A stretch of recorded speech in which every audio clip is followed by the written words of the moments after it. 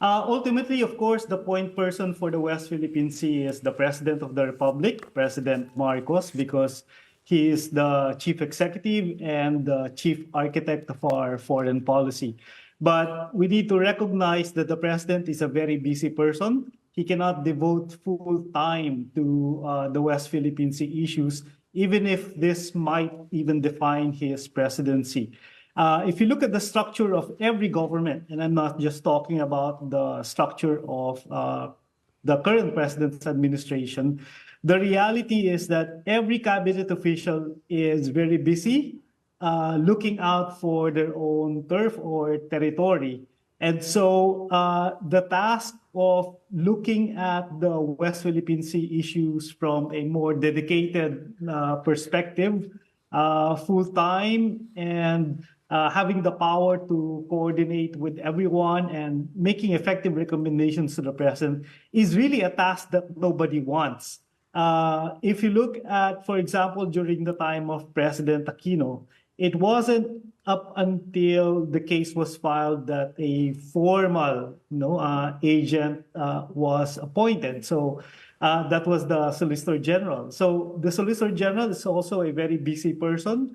And so you wouldn't expect him to dedicate all of his time. So whether it's the executive secretary, the secretary of justice, the secretary of defense, or the solicitor general, regardless of how brilliant and competent they are, the reality is, given the magnitude of the West Philippine Sea issue, you really need to have a confidant or a consigliere or a point person who can dedicate his time and effort coordinating a whole of nation approach over the West Philippine Sea and making effective recommendations for the president. Okay, but what kind of person should this be? You mentioned not the cabinet secretary.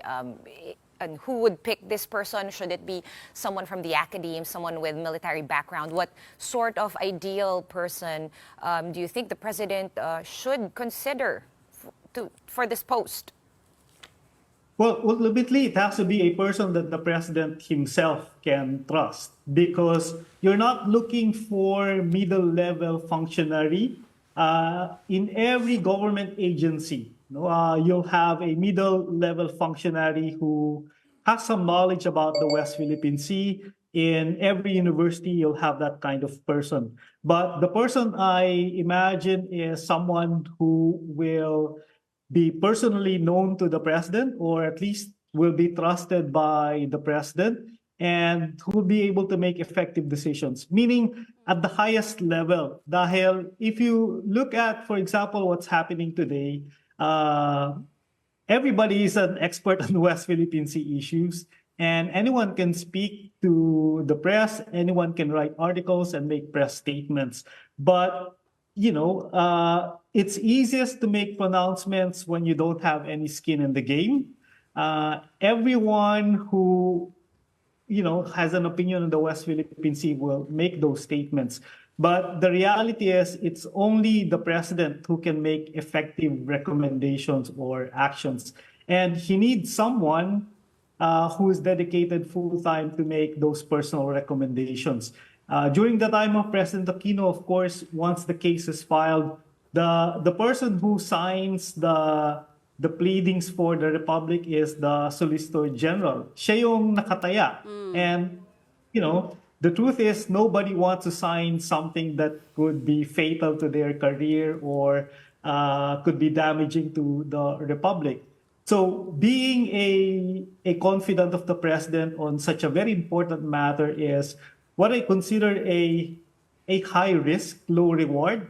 Dahil, for example, in the case of whether it's the executive secretary or the solicitor general or the SOJ, kung manalo, everybody will claim some part of the victory. Kung matalo, siya lang talaga yung sisisihin. That's why nobody really wants to be the person who recommends to the president a particular action.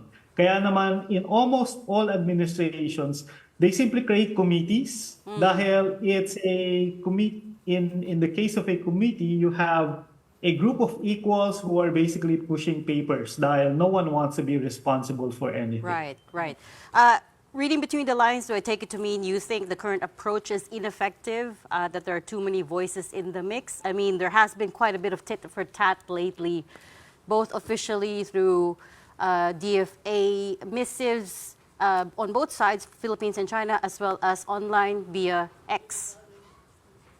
Right. No, and this is not unique to the current administration. This is the case, in fact, with every Philippine administration. What we need, I think, is to be able to match the discipline and organizational structure of the other side, China. If you look at what China has done, one particular line, even if they're totally wrong on the law, even if they're totally wrong on the facts, they will keep on uttering the same line.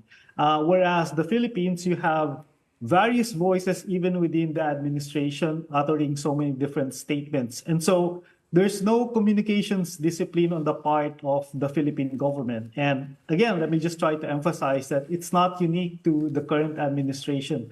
That's always been the case with respect to the Philippines precisely because there's no point person who can take over and at least coordinate. Maybe something similar to the recommendation of Senate President Chis Escudero to have a singular spokesperson, but something with an obligation that is even larger than that, which is not only to speak but to coordinate the entire efforts of the nation.